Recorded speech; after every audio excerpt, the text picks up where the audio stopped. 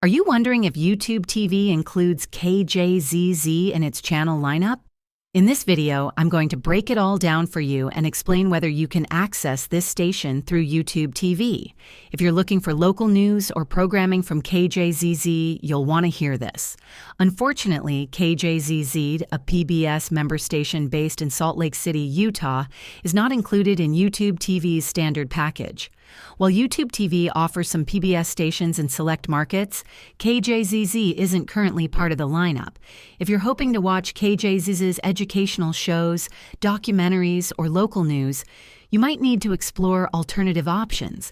For example, you can use an over-the-air antenna to pick up KJZZ broadcasts for free, or check if your local cable provider includes it.